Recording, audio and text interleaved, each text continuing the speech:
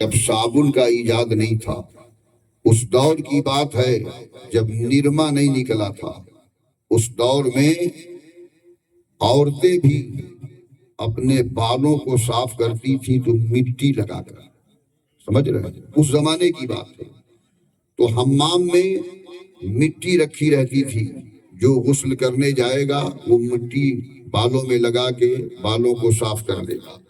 حضرت شیخ سعدی شیرازی رحمت اللہ علیہ غسل خانے میں گئے، اب آپ نے مٹی اٹھائی تو مٹی سے خوشبو آ رہی تھی۔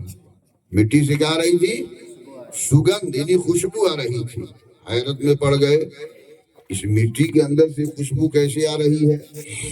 حضرت شیخ سعدی شیرازی رحمت اللہ علیہ نے مٹی سے پوچھا، مٹی سے آپ نے سوال کیا۔ اب آپ تعجب کرو گے کہ شیخ سعدی شیرازی انسان ہیں اور مٹی مٹی ہے، مٹی سے یہ پوچھیں گے تو مٹی کیسے جواب دے گی؟ مٹی سے یہ بات کریں گے تو مٹی ان سے کیسے بات کرے گی؟ اس کے چکر میں آپ نہ پڑیے۔ اس لیے جو آپ کے اختیار میں نہیں ہے اس کے بارے میں آپ مت سوچا کیجیے، جو میرے اختیار میں نہیں ہے اس کے بارے میں ہم بھی نہ سوچا کریں، اس لیے کہ میرے آقا صلی اللہ علیہ وسلم کی سیرت مبارکہ سے یہ بات ثابت ہے کہ ہم زبان رکھ کے صحیح بول نہ پائے بے کل، ہم زبان رکھ کے صحیح بول نہ پائے بے کل، اور بے زبانوں سے نبی کلمہ پڑھا لیتے ہیں۔ یہ تو خود اللہ کی قدرت ہے، جس کو چاہے قوت گویائی عطا فرما دے۔ حضرت شیخ سعدی نے پوچھا، اے مٹی بتا تیرے اندر خوشبو کہاں سے پیدا ہو گئی؟ اے مٹی بتا تیرے اندر سگندھ کہاں سے پیدا ہو گئی؟ اے مٹی بتا تیرے اندر یہ خوشبو کیسے آ گئی؟ تو مٹی نے بہت پیارا جواب دیا۔ مٹی کا جواب سنیے، اگر وہی جواب آپ دل کی تجوری میں لے کے جاؤ گے، مٹی کا جواب اگر آپ نے محفوظ کر لیا، مٹی کا جواب اگر اس کی حفاظت آپ نے کر لی، تو آپ کو صحبت صالحین کا اثر کیا ہوتا ہے؟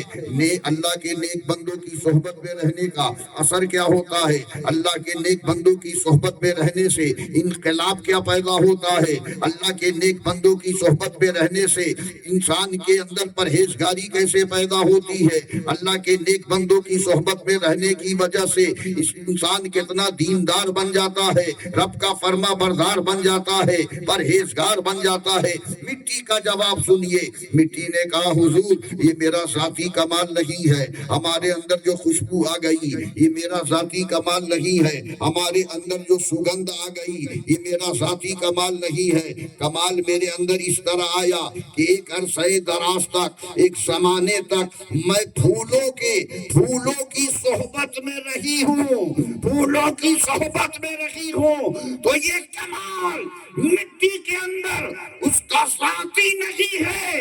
ہمارے اندر جو خوشبو آئی ہے وہ پھولوں کی صحبت کی برکت سے آ گئی ہے، ہمارے اندر جو سگندھ آئی ہے یہ پھولوں کی صحبت کی برکت سے آئی ہے۔ مجھے کہنے کی اجازت دی جائے، جب مٹی پھولوں کی صحبت میں ایک زمانے تک رہ لے تو خوشبودار ہو جائے، اسی طریقے سے اللہ کا بندہ جب اللہ کے نیک بندوں کی صحبت میں رہ جاتا ہے تو وہ خدا کا فرما بردار ہو جاتا ہے، پرہیزگار ہو جاتا ہے، نبی کا وفادار ہو جاتا ہے، مصطفیٰ کا فداکار ہو جاتا ہے، غلام غفور ورا ہو جاتا ہے، غلام غریب نواز ہو جاتا ہے، غلام انعام احمد رضا ہو جاتا ہے، غلام صابر پیا ہو جاتا ہے۔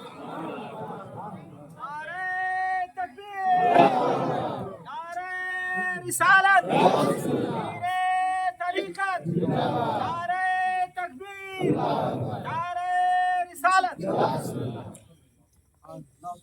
جب غلام ہو جاتا ہے تب جانتے ہیں کیا کہتا ہے کہ پینے کا شوق ہے نہ صنم کھانا چاہیے، پینے کا شوق ہے نہ صنم کھانا چاہیے، ارے جانانا چاہیے، درے جانانا چاہیے، جانانا چاہیے، درے جانانا چاہیے، اور ساغر کی آرزو ہے نہ پیمانہ چاہیے.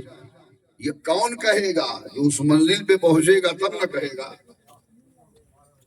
جب اس مقام پہ پہنچے گا، جب عشق کے درجے کمال پہ پہنچے گا، تب کہے گا کہ ساغر کی آرزو ہے نہ پیمانہ چاہیے، بس ایک نگاہ مرشد میخانہ چاہیے.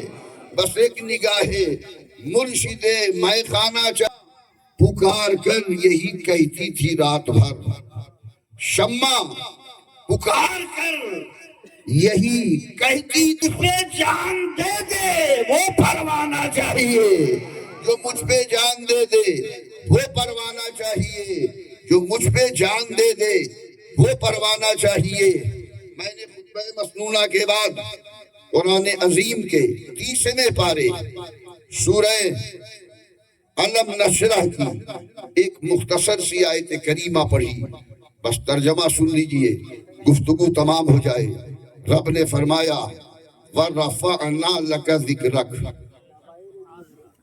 اے پیارے مصطفیٰ، رفعنا ہم نے بلند کر دیا، لَكَ